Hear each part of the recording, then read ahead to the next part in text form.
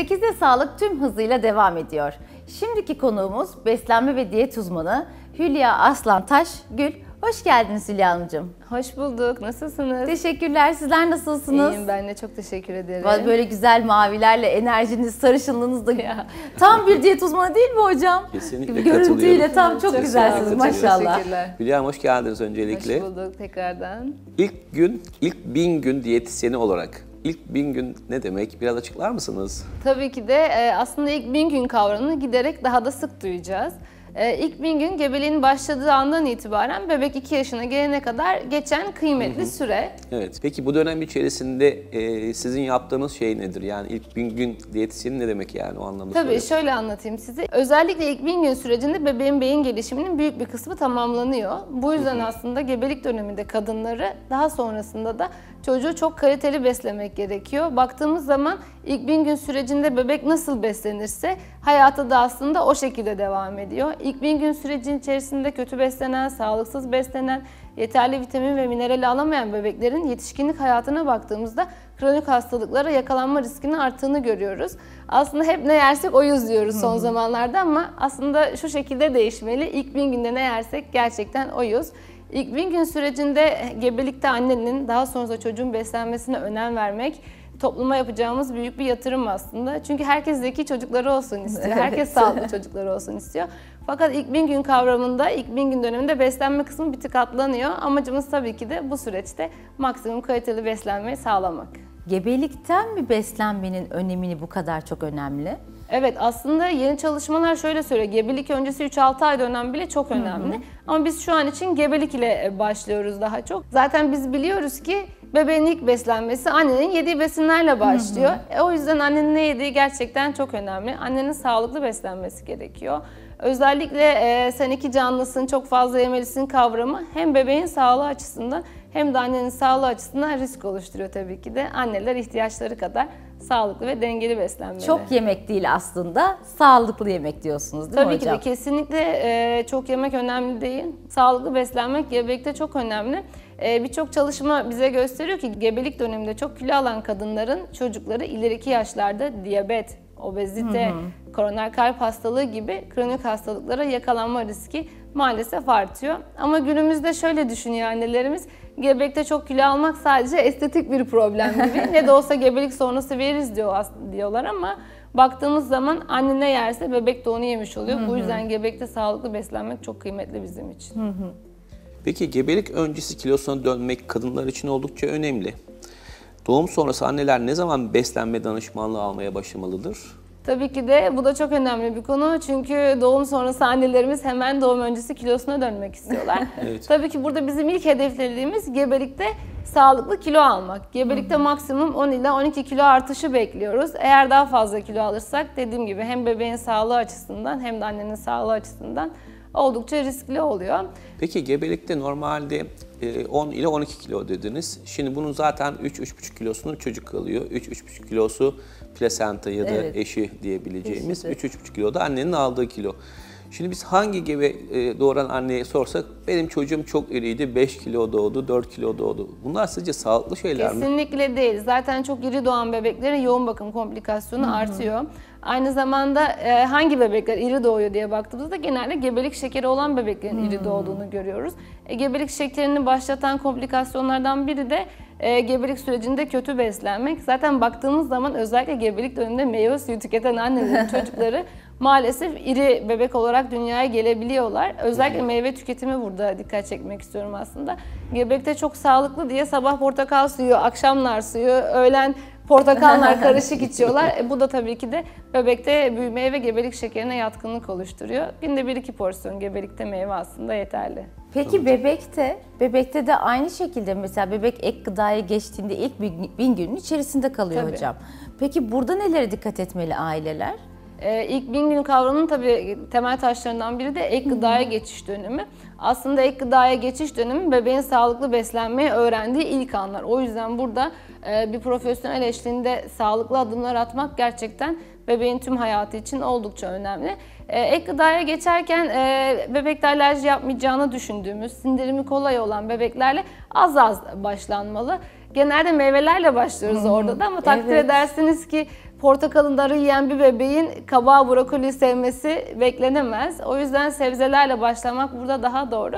Yine en önemlisi de ilk 6 ay sadece anne sütü tüketmeliler.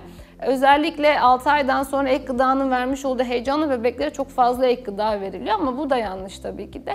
İlk 12 aya kadar temel besin anne sütü olmalı. Çünkü ne kabaktaki vitamin mineraller anne sütüne eş ne de brokolideki vitamin mineraller anne sütüne eş. İlk 12 ay mutlaka anne sütü temel besin. Diğer besinler ise sadece tadımlık olarak verilmeli. Zaten sanırım bebekler ilk o tadı aldığınızda sizin dediğiniz gibi bir portakalın, işte bir elmanın tadını aldığında tat duygusu gelip diğer bir kabağı, brokoliyi tatmıyorlar dediğiniz gibi. Tabii kesinlikle öyle. Zaten bunu yanlış yapıyoruz. Ek gıdaya geçiyor bebeğimiz diye çok hevesleniyoruz. Bazen 6 aydan önce Ama hemen meyve başlıyorlar. püresi yapıyoruz. Tabii bazen 6 aydan önce başlanıyor. Onu da kesinlikle önermiyoruz. Hadi biraz da mandalina baksın, hadi biraz da elma baksın ama zaten bunlar tatlı şeyler. Bunları zaten bebek sever. Marifet bebeğe sebzeleri sevdirmek. Zaten baktığımız zaman sebze yemeyen çocukların bir aileleri hiç sebze yemiyor. 2 ek gıdaya geçiş döneminde meyveyle başlanmış oluyor. Yine bebek ek gıdaya geçtiği dönemde iç organları yeteri kadar gelişmediği için bebeğe biberon meyve suyu vermek de kesinlikle doğru değil. Her zaman meyvenin kendisine verilmesini öneriyoruz. Evet. Bir de günümüzde infertilite biliyorsunuz en büyük problem. Maalesef. Ve neredeyse günümüzde 4 bebekten bir tanesi destekle ya da IVF'le, %10 gerçi IVF oranı ama yine de 4 bebekten bir tanesi bir şekilde destekle doğum olabiliyor ya da gebelik gerçekleşebiliyor. Bu dönem içerisindeki beslenme nasıl olmalıdır? Yani IVF yaptıran ya da tüp bebek sahibi olan kişilerde nelere dikkat etmek gerekir? Birazdan bahseder misiniz? Tabii ki de özellikle infertilite yani kısırlık sebeplerine baktığımızda polikistik over sendromu maalesef ilk sıralarda yer alıyor ve sıklığı her geçen gün artmakta. Polikistik over sendromuna baktığımızda ise aslında sebebin obezite ve insülin direnci olduğunu görebiliyoruz. Biz danışanlarımızda veya hekimler hastalarında obezite ve insülin direncini tedavi ettiklerinde kadınlarda gebelik oranlarının ciddi anlamda arttığını görebiliyoruz. Zaten polikistik over tedavisinin birinci tedavisi beslenme ve yaşam tarzı değişikliği sağlamak. Eğer özellikle kadınlarda bu değişikliği sağlayabiliyorsak çok güzel sonuçlar elde ediyoruz. Yine tüp bebek kısmına geldiğimizde ise IVF başarısını obezite ciddi anlamda etkiliyor. Yapılan birçok çalışma var. Obez kadınlara, obez erkeklere IVF denendiğindeki başarı sonucuyla ideal kilodaki kadın ve erkeklerin IVF başarı sonucu ciddi anlamda farklı. Genel önerimiz eğer IVF denemek istiyorsanız, eğer tüp bebek tedavisi göreceksiniz mutlaka ideal kilonuza gelin. Yüksek kilodaki bireylerin IVF tedavi süreçlerinde hem zaman kaybı yaşıyoruz hem de fazla ilaç kullanımı olabiliyor. Bu nedenle aslında hem kadın hem erkeğin ideal kiloya gelmesi çok önemli. Obezite her şeyin altından çıkıyor. Gerçekten polikistik overde etkili, diyabette etkili, insülin direncinde, yüksek tansiyon, yüksek kolesterol bunların hepsine baktığımızda tabii ki de obezite birinci sırada geliyor. 2 senedir pandemiyi çok sık konuşuyoruz ama obezite pandemisi özellikle son 5 yıldır her geçen gün artıyor. Umuyorum bu konuda bir farkındalık yaratıp değiştirebiliriz. İnşallah. Evet. İnşallah. Peki ben biraz polikistik over'e daha girmek istiyorum ki hakikaten polikistik over yani son 20-30 yılda çok arttı. Evet. Bu tabii ki bir sürü şey söylenebilir ama aslında bunun altında yatan sizin de söylediğiniz gibi obezite problemi. Evet. Asıl problem aslında insülin direnci ve buna bağlı olarak beslenme problemi, bir kısır döngünün içerisine giriyorlar. Bunu çözme babında çünkü bu onların hem gebeliklerini etkiliyor, hem bebeklerini etkiliyor, hem kendilerini etkiliyor. Evet, kesinlikle polikistik over sendromu obezite ile ilgili. Çünkü insülin direnci giderek artıyor. O da obeziteye sebep oluyor. Aslında tamamen bir kısır döngü var burada. İnsülin direncini kırdığımızda ya da obeziteyi tedavi edebildiğimizde sistem tamamen normale dönüyor. Özellikle polikistik overde insülin direnci ve obezite birbirini tetikleyen 2 faktör. İnsülin direncini kırdığımızda obeziteyi kırmış oluyoruz. Obeziteyi biraz rahatlattığımızda ise insülin direnci kırılmış oluyor. O yüzden polikistik over sendromunda kesinlikle bu dengeyi sağlamak lazım. Neden yanlış yapıyoruz? Neden giderek artıyor? Çünkü obezite artıyor. Çünkü artık herkes dışarıda, herkes daha hızlı yemek istiyor. Fast food tüketimi giderek arttı. Pandemide bir stresle yeme dönemiyle karşılaştık. Şu an herkesin mutlu olduğu tek şey belki de tatlı yemek çünkü çok kolay ulaşılabilir oldu. Bu nedenle obezite arttıkça polikistik over sendromu da artıyor. Aynı zamanda çok hareketsiziz. Yani ben danışanlarımı da çok sık görüyorum. Günlük yarım saat yürüyüş yaptırabilmek için çok dil dökmek zorunda kalıyorum. kesinlikle hareketi arttırdığımızda ve beslenmemizi biraz dengelediğimizde polikistik over sendromu da tedavi edilebilen bir süreç.